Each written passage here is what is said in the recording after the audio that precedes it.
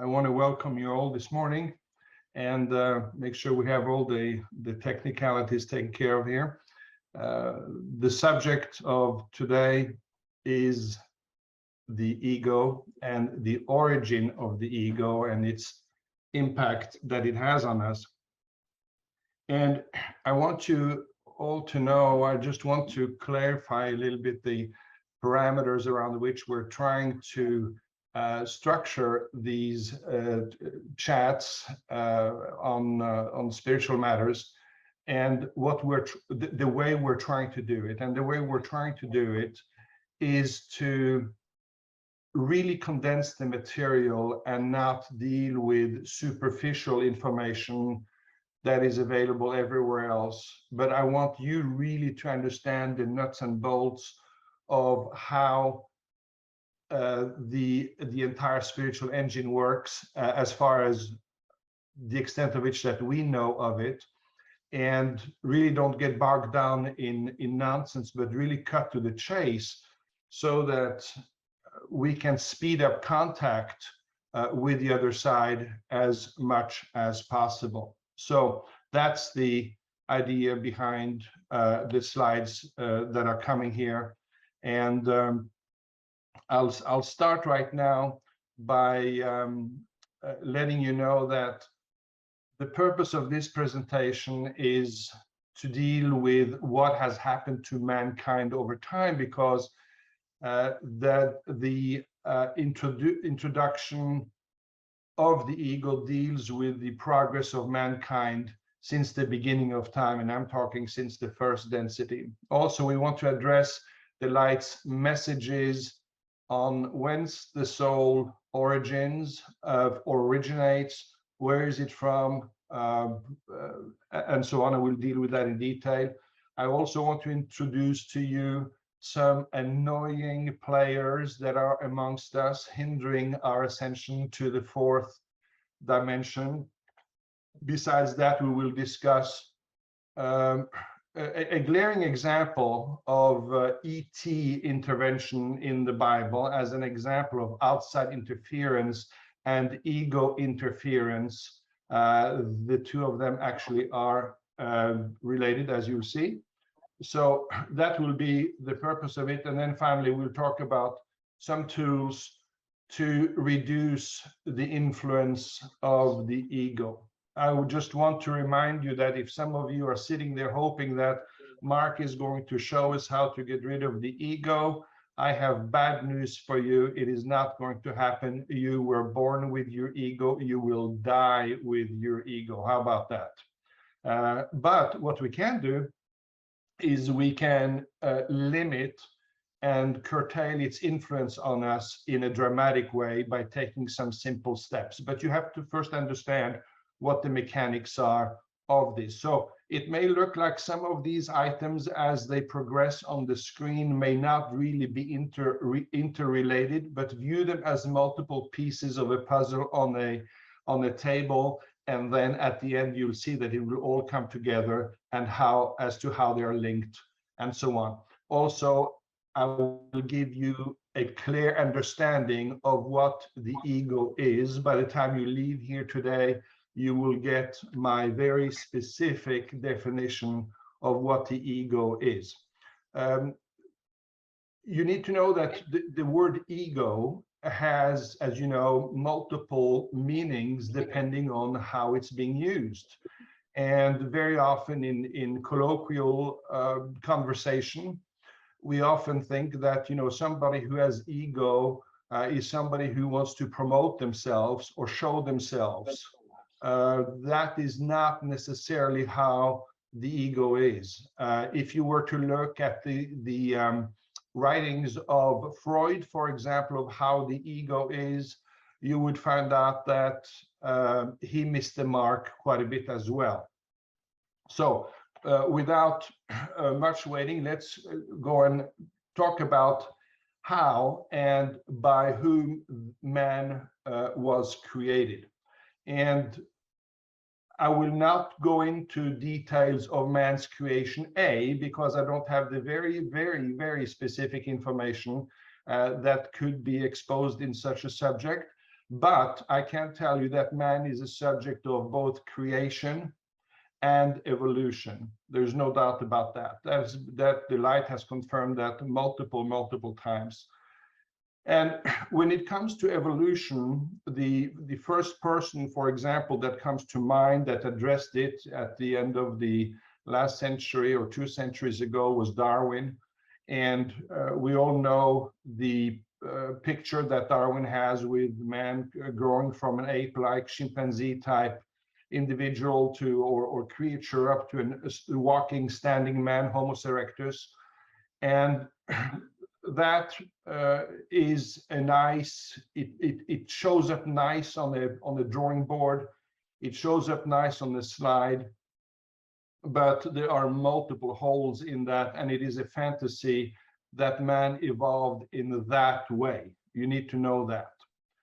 Man has evolved, there is no doubt, but there are several missing links in the theories that Darwin had. And one of them is, if we came, for example, from an ape-like structure up to a walking man, at what point, when did the soul come into mankind? Where on the ape-like structure was the soul coming in? And we all are familiar with the Neanderthals. They were around 50,000 years ago, 40,000 years ago. 70,000 years ago in Central Europe, Western Germany, Southern France. The Cro-Magnon man followed 40,000 years ago. And these were leftovers from second density entities who had made it into, if you will, third density, but they kept their second density constitution, and little by little they died out. It's very common on this planet that we have had multiple civilizations that were very advanced, living at the same time as they were very, should we say, I don't want to use the word retarded civilizations, but underdeveloped civilizations. The Atlantis, for example, which the continent and the civilization of Atlantis, which started about 70,000 years ago, and went under 11,000 years ago before Christ. That entire civilization lived at the same time as, in certain parts of Europe, there were Neanderthals and Cro-Magnon people walking around and living around. Right now we have, for example, in Brazil, we have discovered that there are entire communities, actually cultural groups, that live inside the forest. They have never seen a white man before. In fact, a few years ago, we saw a video of them for the first time, discovering that airplanes were flying in the air and they were shooting arrows at them, and they had never seen man before. So it's a very earth thing, if you will, to have multiple different cultural groups living together. But along with that evolution, we have also a creation process that has gone on, meaning things have been done to us that do not come from evolution. We know that for a fact. And that's because Earth has been visited over millions of years by extraterrestrial beings who have come to visit the planet, primarily for the purpose of mining minerals, ores, metals. They were looking for crystal, gold, uraniums, especially they were digging in parts of South Africa, and they were very active in that. And if you think that Earth, we are sort of the first ones on Earth, we're the first generation on Earth, don't kid yourself. If you Google the origin of man, you will find out that we're looking at about 4 million years of development or existence here on the planet in various forms. And so over those 4 million years, there have been multiple visits by multiple different types of individuals and creatures from all sorts of origins and provenances. And I will talk to you a little bit about that as we go down the path today. These ETs that came and visited Earth 1 million years ago, 500,000 years ago, 2 million years ago, they developed several subpar species, if you will, that would act as menial slave labor to complete their excavations. They were interested, like I said, in the most precious metals we have here. And since they themselves didn't want to do it, they said, well, we'll just create a group of people who can do all the excavations for us and basically use them just like you and I would use toilet paper. I mean, in an unbelievable attitude to other people, but it's an attitude of superiority and obviously of using and abusing for the purpose of serving yourself. And so mankind has therefore been subject to a number of genetic mutations over the last few million years. Two significant upgrades happened recently, and the one I just told you about happened when Earth went into third density. Remember, second density is a density of growth. It is the venue of fish, it is the venue of trees, it is the venue of plants and birds, and there is no soul involved per se. That doesn't mean that the light is not communicating with them, but then the light is not communicating with them through a soul. I asked the light at one point, how if you dealt with second density and there were individuals here who were not third density individuals, how did you communicate with them? And the answer was, it was very tough. We had to communicate through rocks and minerals and get reflection of thought material into them through the natural medias out there, trees and all sorts of things. So there was one upgrade, of course, that happened when we went into third density from second density, because what separates third from second is that suddenly man shows up with a soul. And this is where Darwin totally misses the mark, because that is not part of his quote unquote scientific approach, and it wouldn't be scientific to do it. It would be very metaphysical if we had done that, but that happened 75,000 years ago. And for that to be accomplished, the members of the Galactic Federation had to bring in soul material from other planets, and it was brought in.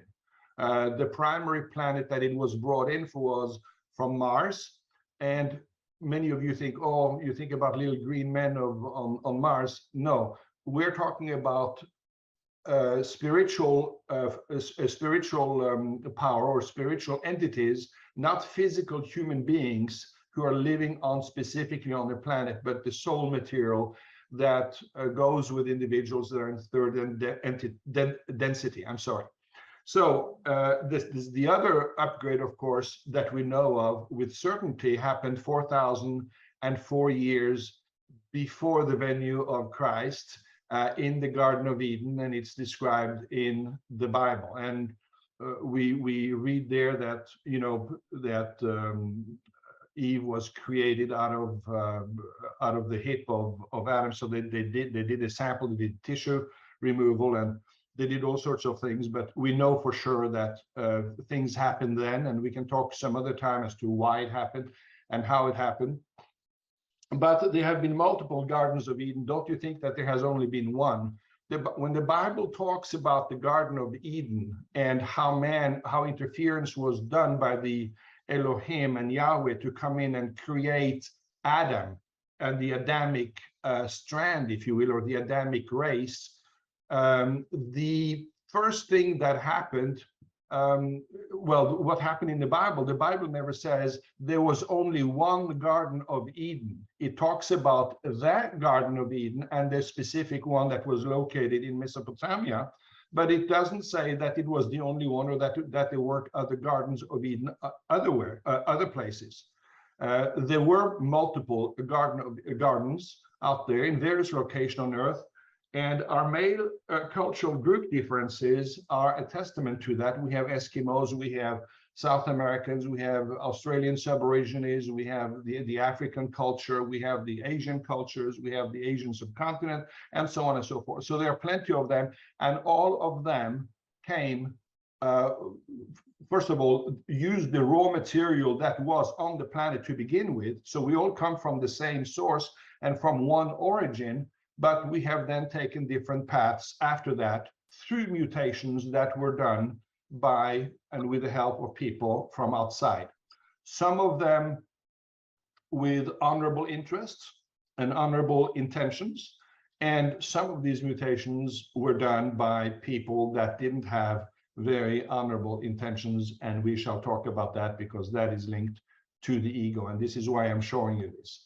So I have written a book about 20 years ago about the Garden of Eden and what really happened there, who visited the Garden of Eden, and the mystery of man's creation. That book, unfortunately, is sold out, but it was translated into 2 other languages, and it was quite successful. And I've dealt quite a bit with the subject. So this is not my first rodeo on this. I'm very, very familiar with this subject. Now, when we talk about the interference and who is coming in here and working on us at various intervals, we need to look at who the players are. And there are 2 camps of players.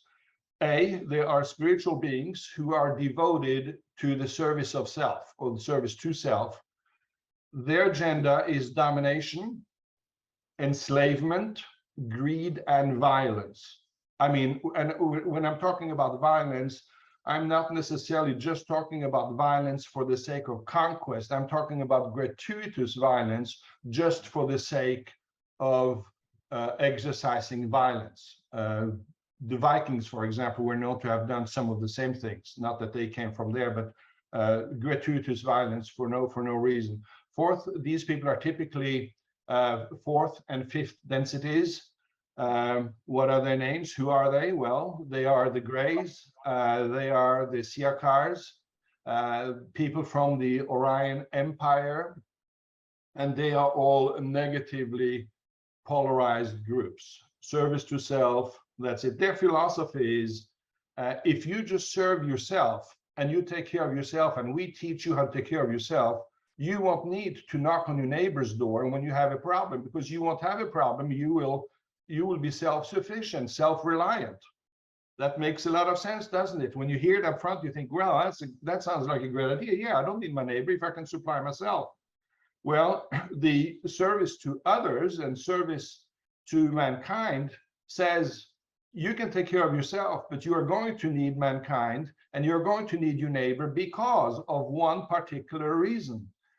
We, the light, are trying to form a network of soul spirit energy around the planet, and we need you to be part of that to be strong. Unless you do that, you will not be able to graduate and become part of the Confederation of Planets, which is the next huge project for planet Earth.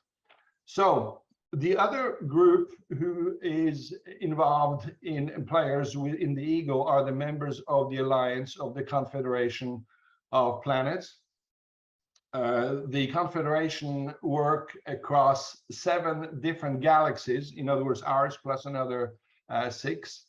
And they are responsible for the calling of the densities of those. In other words, the 7 densities that we have mapped up front here, there are more than 7 densities in the universe, but the 7 that are existing and that are planned for us up front now, our first task, if you will, it'll last several million years, as you remember from last week, that calling of the densities, when they happen, that has already been made, and it's being made by the people in the Confederation. They decide when that's going to happen.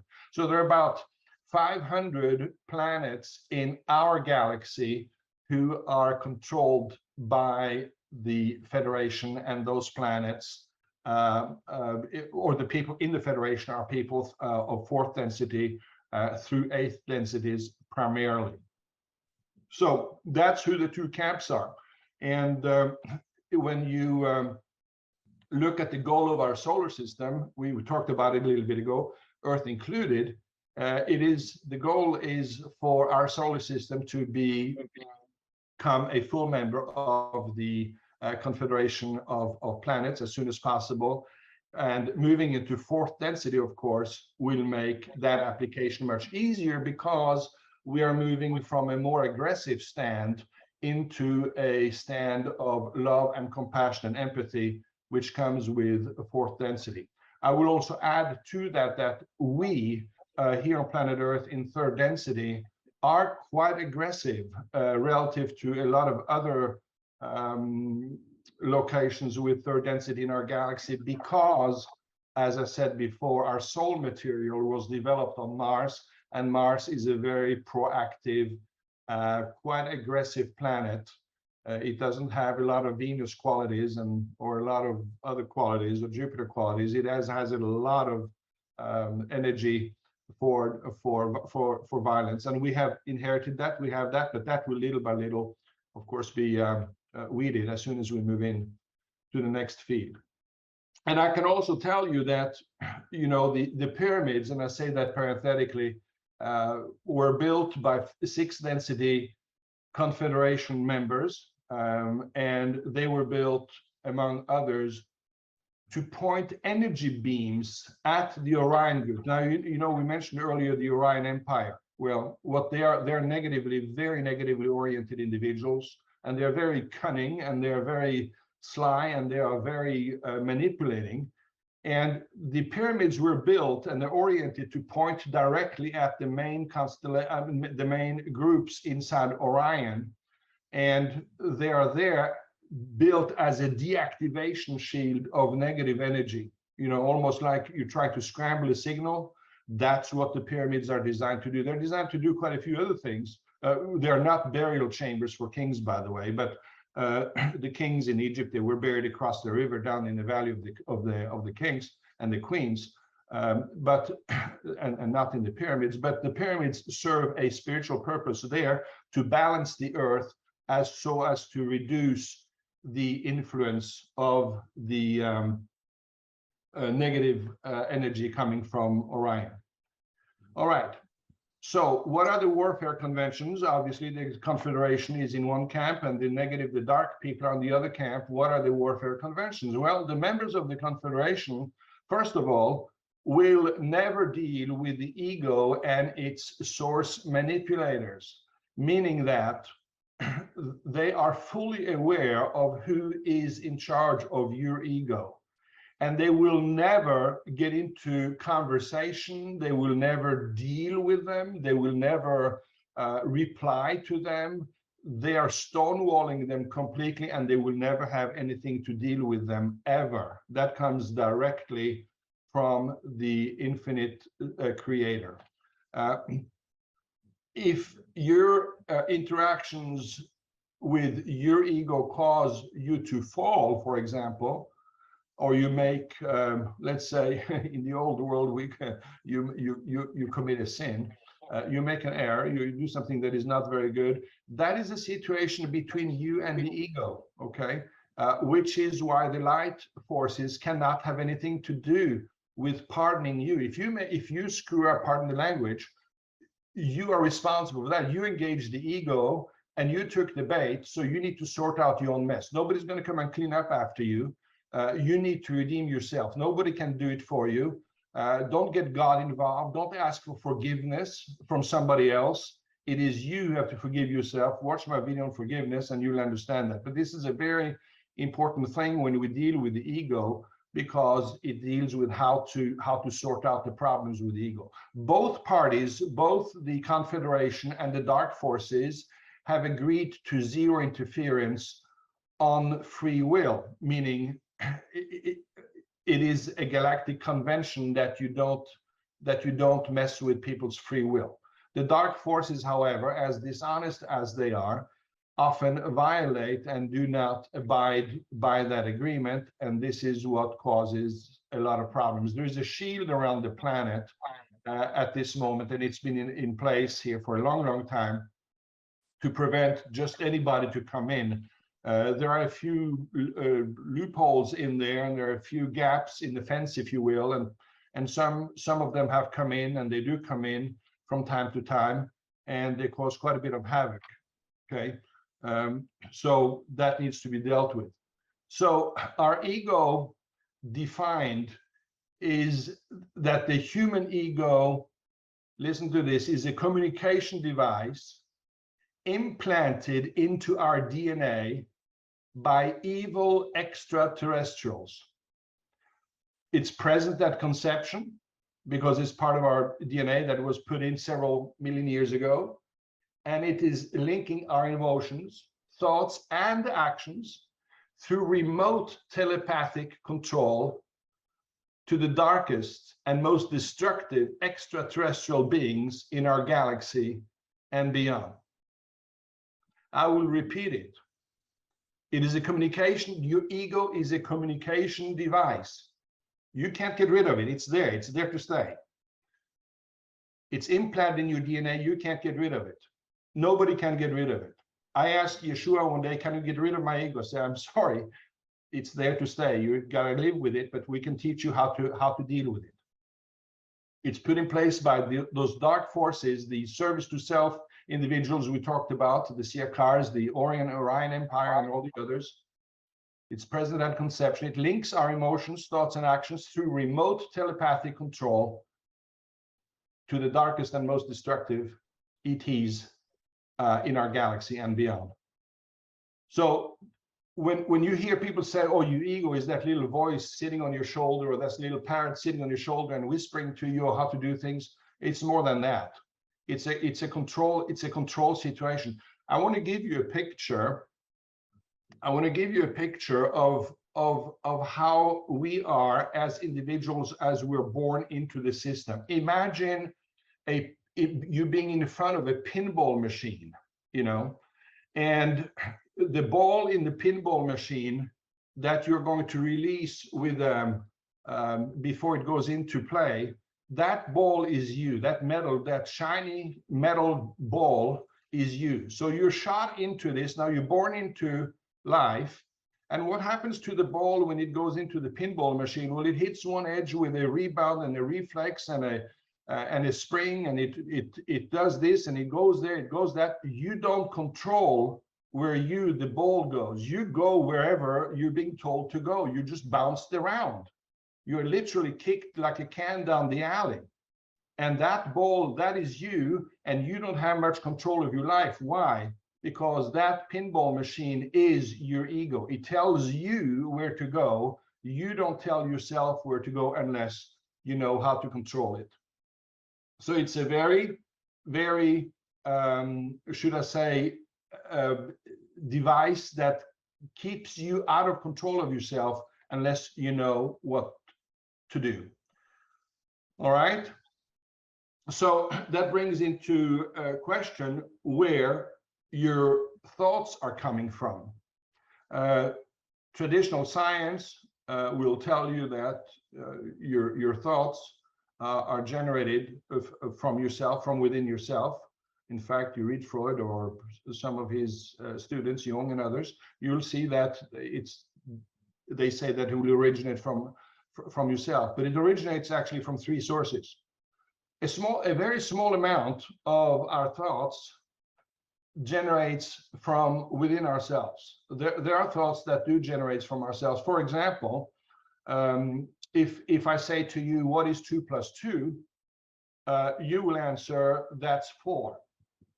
And so that thought, that 4 answer came from you because you are logically able to deduct with what you have learned that 2 + 2 is 4. You don't have to wait for an answer from outside.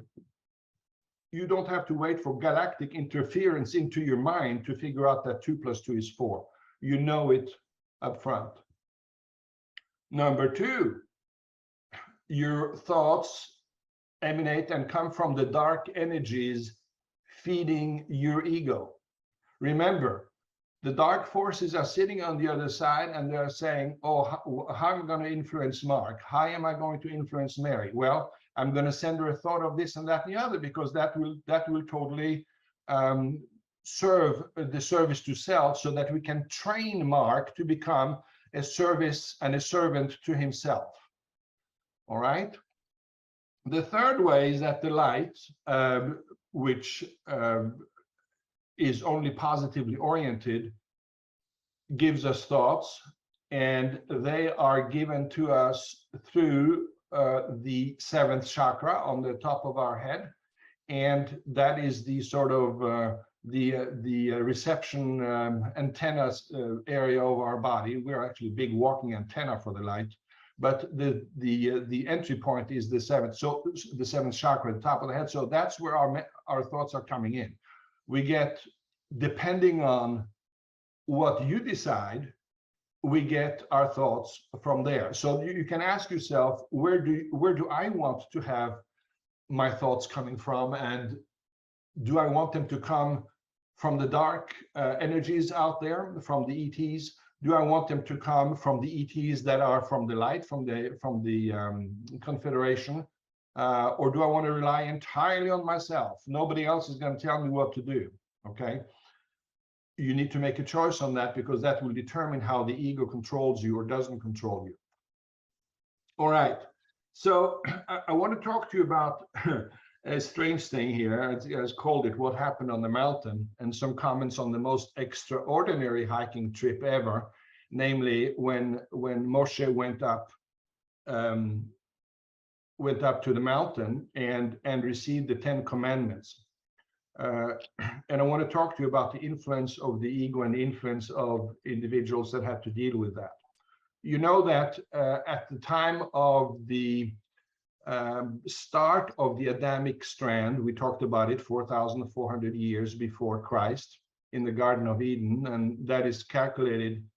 The Jews have been very good at calculating backwards exactly how many generations, how many years this and that lived. If you read the Bible, it's a lot of space is used just to deal with who was the son of whom and who passed this on to whom and for how many years did they live and so on. So we know with great historical certainty and accuracy that that part of it is very accurate for the most and has contributed significantly to a lot of things. But it is also a fact that that entire generation of people in the Middle East who lived there, by the time they came to the time of Christ, to year zero, when Jesus was born, or Yeshua was born, they were very clear on the fact that they were not going to believe in anything that Yeshua teaches. In fact, they were going to believe in the opposite of what Yeshua was preaching, which is why he was taken out, because that entire culture doesn't believe in service to others. It is built on service to self. So how does that tie into Moshe receiving the 10 Commandments? It relates in the following way. When Moshe went up, received communication with Aaron that he was his brother, that he was going to go up on the mountain, there were a couple of restrictions. He could only have one person with him, so he took Joshua with him. But he had to clear the entire mountain. He had to clear all the animals and all the shepherds that were there, all the people, whoever was there. Nobody could even be close to the mountain. It could only be Moshe and Joshua there. And ultimately, it was only Moshe who would have access to go up and meet, quote unquote, God. Well, it wasn't God that they met or that he met on top of the mountain, I can tell you that for sure. Because one of the things that was told to him is that when you come up to the mountain, you have to hide yourself. You have to go inside a cave and behind some rocks, because you cannot see us when we come to you. You are forbidden to see us. And so that is very strange.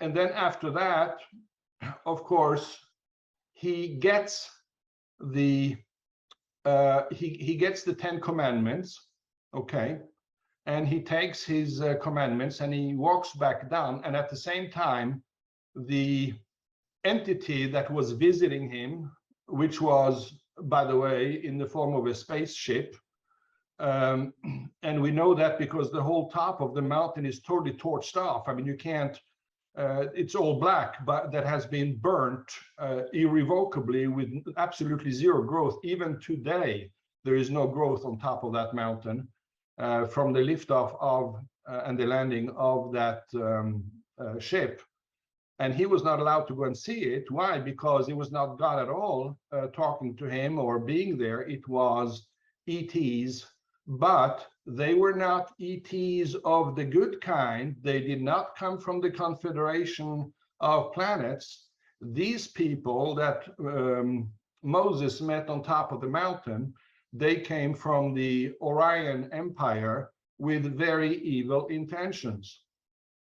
Remember the purpose. Don't forget that. The purpose is control and enslavement.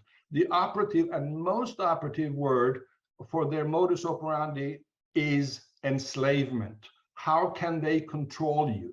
Okay. What can they do to make sure that you listen to them and continue to come back and continue listening to them? A little bit like drugs, if you will. Once you start on it, it's difficult in some cases to get out of it or get rid of it.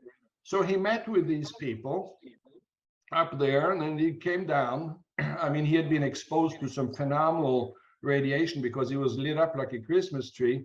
And the people asked, you know, can we take a look at the commandments? So they look at the commandments. And as you know, the commandment starts with you must not, you shall not kill, you shall not lie, you shall not this, you shall not that. Well, that is not language from the light. The light is not restrictive. The light is not negative in the sense it doesn't formulate things negatively. It formulates things positively. All right. They talk about, the light will talk to you about doing the right thing. And so immediately you're seeing there that there's a group here that is trying to cause enslavement. You have to do this if you want us to talk to you. And they believed, of course, that they were talking to God. They didn't know any better. They had no ideas. And so you could say, well, the text says that Yahweh was in charge of it. Was Yahweh in charge of it? And was Yahweh part of the bad guys, or was Yahweh part of the good guys, the Confederation? Yahweh is part of the Confederation of Planets, and he is a good guy. However, and just maybe 3 months ago, we had a conversation with the other side, Michael and Yeshua, about it, because I've asked so many times and dug so many times on this subject to them. And finally, they gave in because they realized we had too much information on it. And they said, well, you have to understand, and this has been a sort of a dilemma and sort of a problem. Yahweh was a double agent.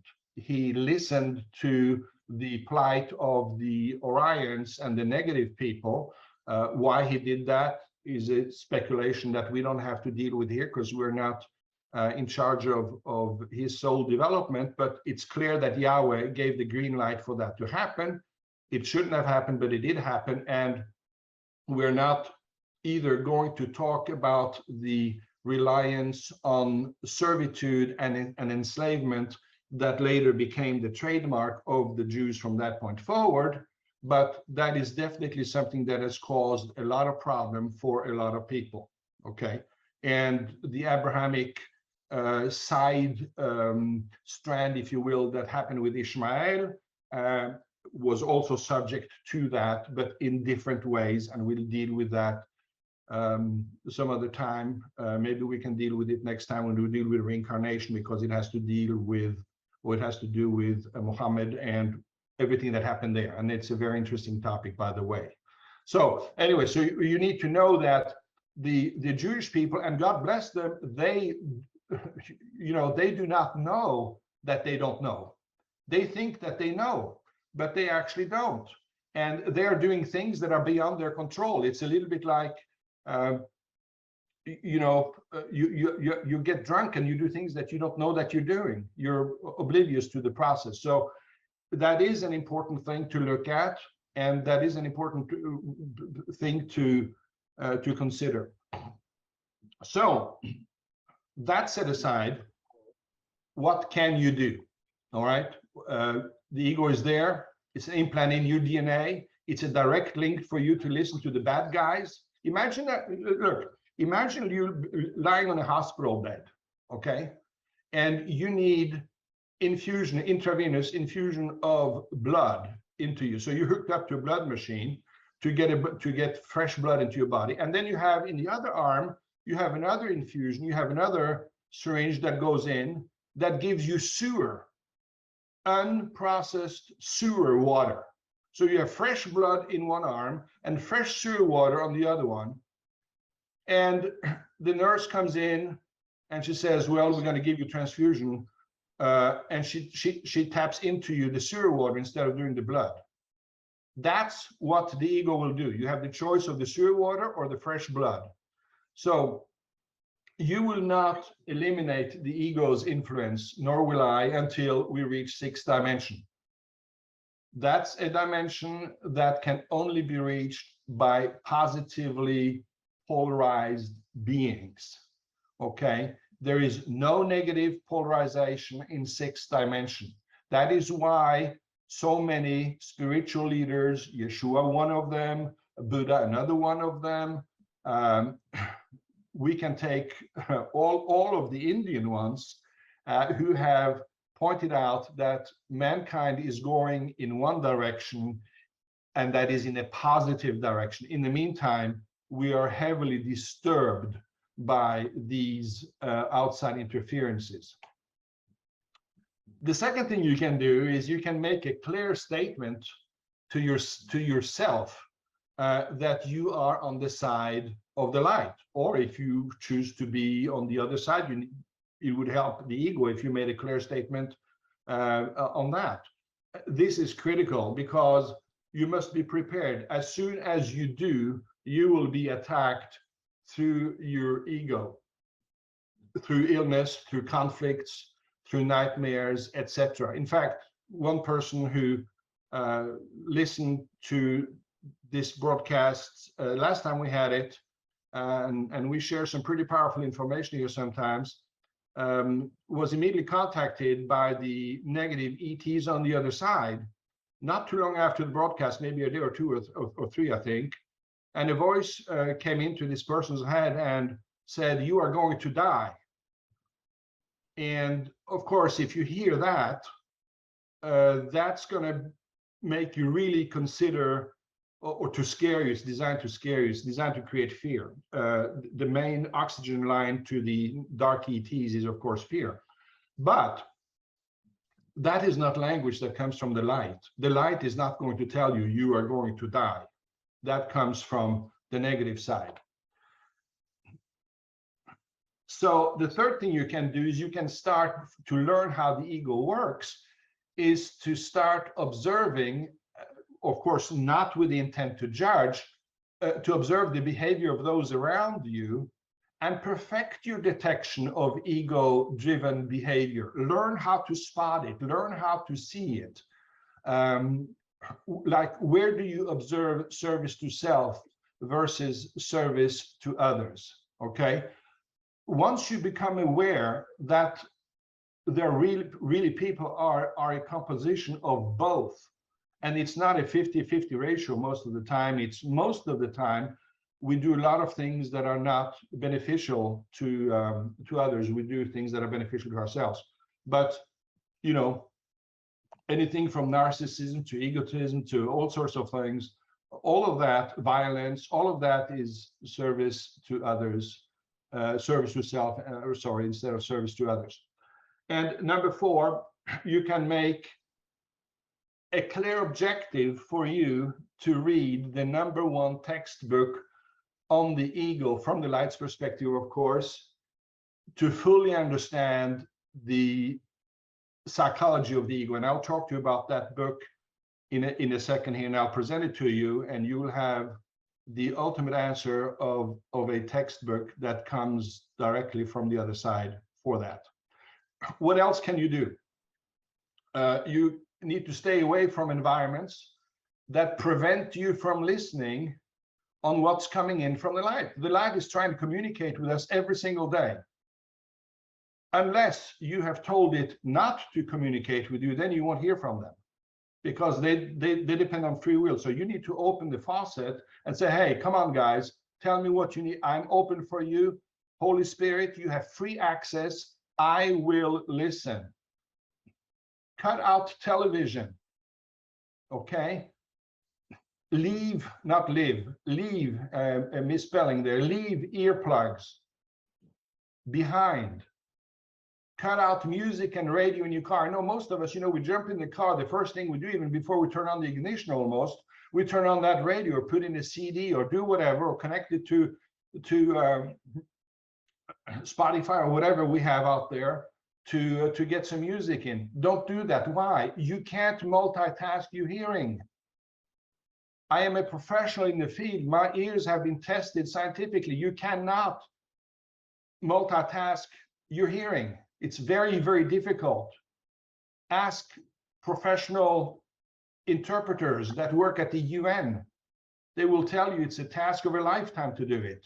And you can certainly not do it. So when you do that, you create an environment of silence around you.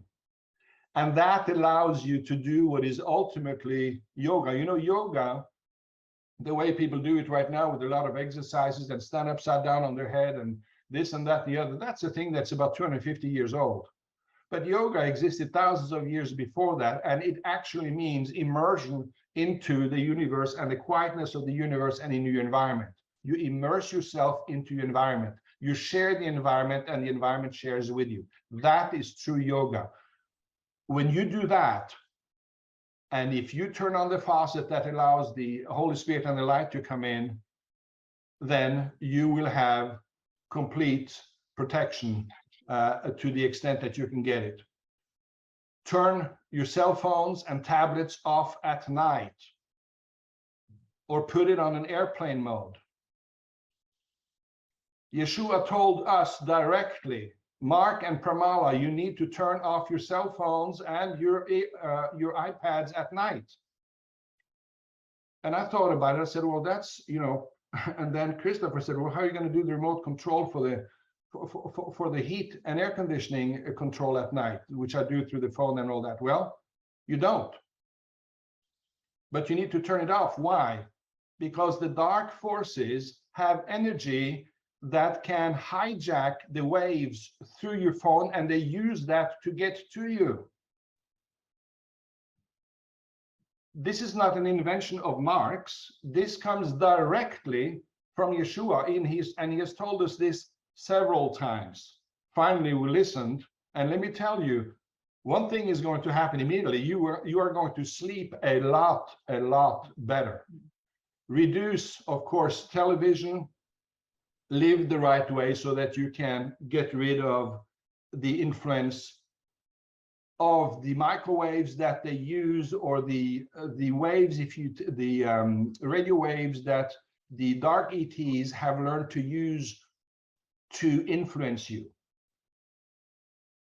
This is real business, guys. I mean, this is very serious. We're talking about very direct and concrete things. Stay away from media that are controlled by the dark forces.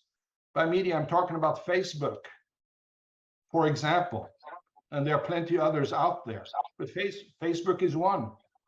Facebook is interested in getting you enslaved, addicted. They have even admitted that in Congress, that they want people to become addicted. Young teenagers can't even get out of it now. They're totally addicted. TikTok, the same thing. There are many areas there that are all those are vehicles of enslavement and addiction. The other day, Yeshua told us that the World Economic Forum is another vehicle to addict people through finances, and they are vehicles of addiction and enslavement. Believe it or not, I always thought they were positive. Man, they meet in Davos, in Switzerland once a year. They talk about how to solve financial problems of the world. Yes, up front they do, but the real engine behind them is to create havoc and control people through finances, among others. I'm passing on. McDonald's is another institution that creates addiction. Stay away from them. Anything that creates enslavements and prevent you from accessing the light, you need to stay away from. Drugs is another issue. Drugs are of no value whatsoever to the light. They can't talk to you. You're in zombie land where you're on drugs. You might think, well, I'm using, I have family in California. I mean, they smoke weed like, we drink water. It doesn't help you at all. Stay away from it. What else can you do? Well, you can make a clear statement to yourself that you are on the side of the light, if you are. It is critical, like I said, because you will be attacked in various ways. So the book I told you about earlier, that is an absolute must. If you were to ask me, Mark, of all the books on the planet, if there was one book that I needed to read in this lifetime that would help me in improving myself and becoming more sensitive and attuned to the spiritual life, which book would you choose? Would I choose the Bhagavad Gita? Would I choose the Quran? Would I choose the Bible? Would I choose this? Would I choose that? The Book of Mormons? What would I choose? I would choose A Course in Miracles, abbreviated to ACIM. And the Course of Miracles was written as a download to a psychologist on the East Coast back in the 70s and 80s. And it is a textbook on how the ego works. The things I've described to you today, you might say, Mark, how did you get into this, or how did you even start? Well, I read the Course in Miracles.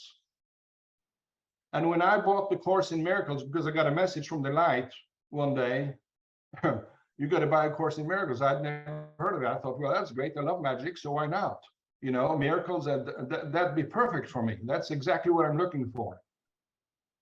And then the next day, I get another message, and he says, you need to buy another book, another copy. You need, in other words, you need to buy 2 copies of the book in the Course in Miracles.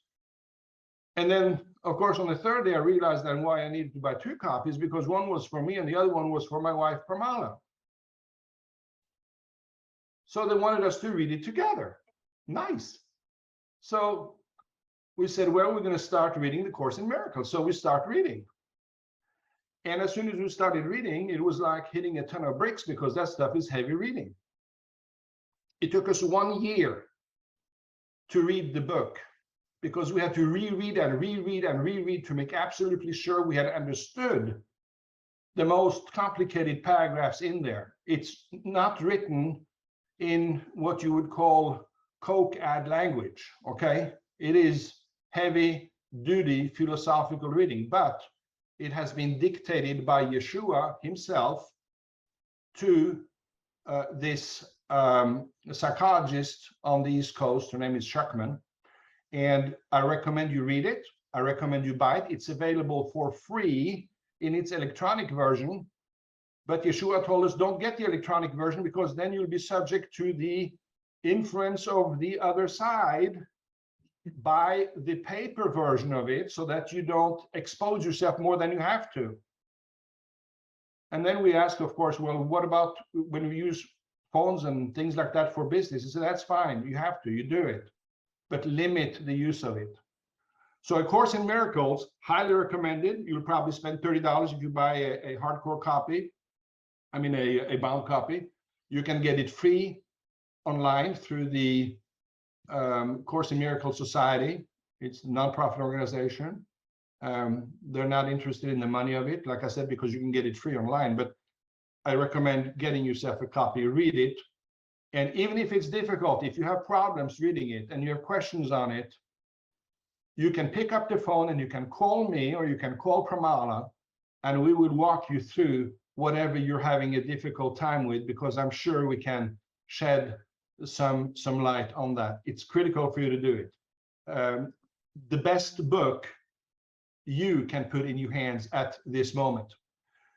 Remember, I told you earlier that we need to make a clear statement to the light as to what to do. So I have my own exivocation that I have addressed to my ego, and it's an exivocation is sort of a call out spiritually to my ego, and it goes this way, and I read it every so often to myself. The day has come when you my ego, are being dismissed in disgrace. Your hopeless and useless mind manipulations will never again gain seat in my light body. I hereby condemn you back to your solitary despair. Your truthless and toothless illusions will never be received again, as they foster enslavement and greed. Your collusion with my conscious mind is over, and I have instead opted for a total and complete alliance with the Holy Spirit, the light, and its emissaries.